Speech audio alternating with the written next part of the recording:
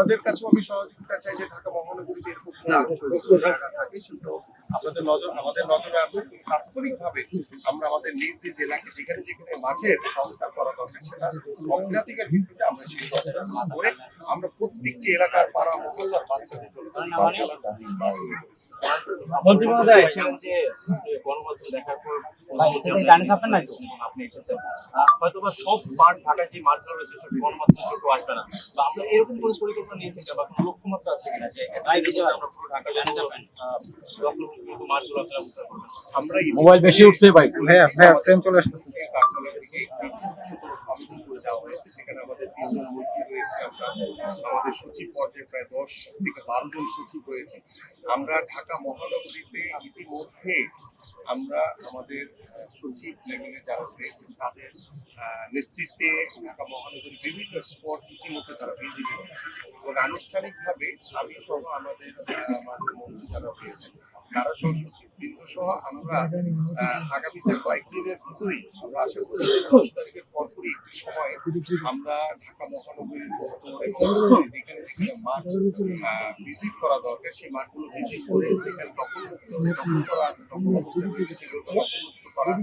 যেখানে সংস্কার করা দরকার রয়েছে সেগুলোকে সংস্কার করা, সার্বিক বিষয় নিয়ে ইতিমধ্যে আমাদের কার্যক্রম চলমান রয়েছে। সো যেহেতু আমরা মাত্র শুরু করেছি, সো এটা কোনো নির্ধারিত কোনো টাইম নেই, এটা সময় লাগবে, বাট আমরা একটি একটি করে আমরা কাজগুলো শেষ করতে চাই। সেক্ষেত্রে আপনাদের গণমাধ্যম যারা রয়েছেন তাদেরও সহযোগিতা চাই এবং প্রত্যেকটা এলাকা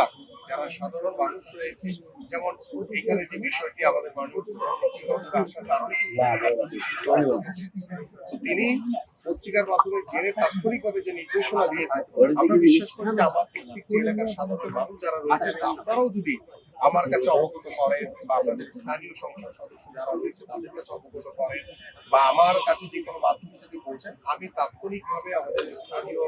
যিনি সংসদ সদস্য এবং আমাদের যে 2 সিটি কর্পোরেশন রয়েছে তাদের সহযোগিতা নিয়ে ঢাকা মহানগরীর মাঠগুলোকে সংস্কার করার জন্য, মাঠগুলোকে উন্মুক্ত করে দেওয়ার জন্য আমরা বদ্ধপরিকর এবং সর্বোচ্চভাবে আমরা অগ্রাধিকার দিয়ে এই কাজগুলো সম্পন্ন করতে চাই। আরেকটি বিষয় আমি উল্লেখ করি যে কিছু কিছু জায়গায় আমি দেখেছি যে অনেকেই বোধহয় স্থানীয়ভাবে বিভিন্ন কিছুর মাধ্যমে মানে দেখা যায় যে এই খেলার মাঠগুলোকে অনেক সময় মানে বন্ধ করে রাখে।